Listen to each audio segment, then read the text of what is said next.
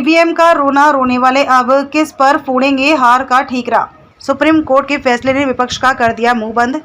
लोकसभा चुनाव की वोटिंग के बीच सुप्रीम कोर्ट ने 26 अप्रैल शुक्रवार को इलेक्ट्रॉनिक वोटिंग मशीन ईवीएम के माध्यम से डाले गए voter verifiable paper audit trail के साथ 100% मिलान करने का अनुरोध करने वाली सभी याचिकाएं खारिज कर दी हैं। अब ईवीएम से ही होगा चुनाव। सुप्रीम कोर्ट के फैसले के बाद इलेक्ट्रॉनिक वोटिंग मशीन ईवीएम और वीवीपैट पर सवाल उठाना भले ही कम हो ना हो, लेकिन एक बात तो तय है कि अब भारत में चुनाव का वर्तमान और भविष्य तो ईवीएम ही है, जिस पर सवाल उठाने से पहले कई बार सोचना पड़ेगा। ऐसा इसलिए क्योंकि अपने आदेश में सुप्रीम कोर्ट के 2 जजों की बेंच ने जो फैसला दिया है वो हर चुनाव में इस्तेमाल हो रहे ईवीएम की जरूरत पर एक मुहर की तरह है, जिसका फिलहाल कोई दूसरा ऑप्शन नहीं है। याचिका सुप्रीम कोर्ट ने की खारिज। जस्टिस संजीव खन्ना और जस्टिस दीपंकर दत्ता की बेंच ने कहा, हमने याचिकाओं को सुना।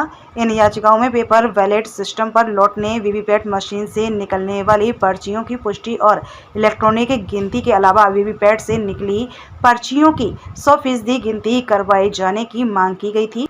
हमने मौजूदा प्रोटोकॉल, तकनीकी पहलुओं और रिकॉर्ड पर मौजूद डेटा को ध्यान में रखते हुए इन सभी को खारिज कर दिया है।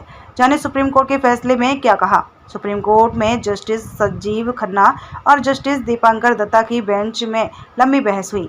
इसके बाद 24 अप्रैल 2024 को सुप्रीम कोर्ट ने फैसला अपने पास सुरक्षित रख लिया है।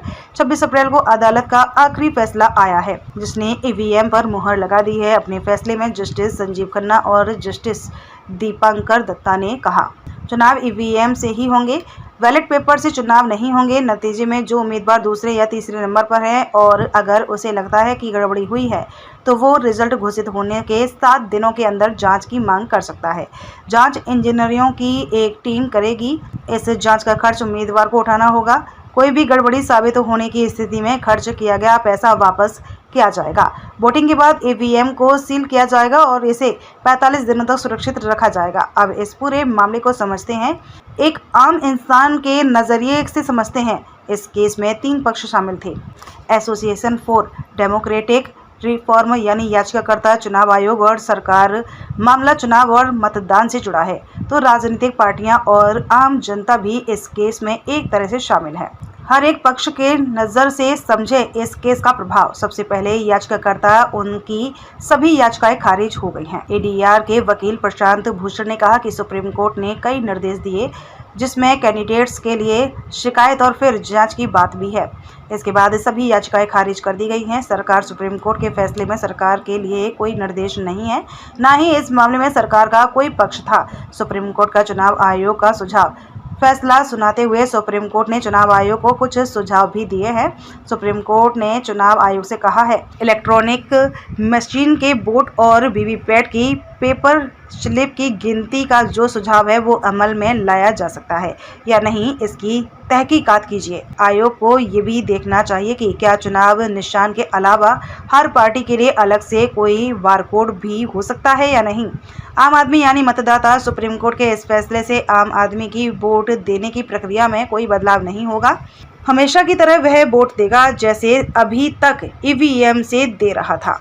ईवीएम पर हमेशा उठा सवाल। भारत में जब से ईवीएम का इस्तेमाल होना शुरू हुआ है तब से उस पर सवालिया निशान भी लगते रहे हैं।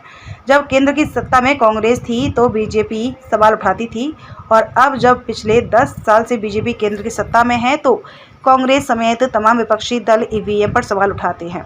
ईवीएम से छेड़छाड़ का आरोप। ईवीएम को लेकर समय समय पर याचिकाएं दाखिल होती रही हैं।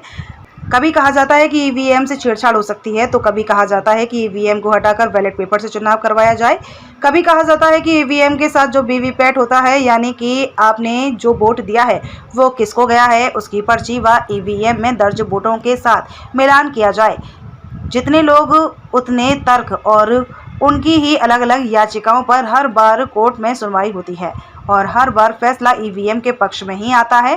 पहले भी सुप्रीम कोर्ट में कई बार उठा है मुद्दा। 2019 के लोकसभा चुनावों से पहले 21% दलों के नेताओं ने भी सभी ईवीएम में से कम 50% वीवीपैट मशीनों की पर्चियों से वोटों के मिलान करने की मांग की थी। उस समय चुनाव आयोग हर निर्वाचन क्षेत्र में सिर्फ एक ईवीएम का वीवीपैट मशीन से मिलान करता था।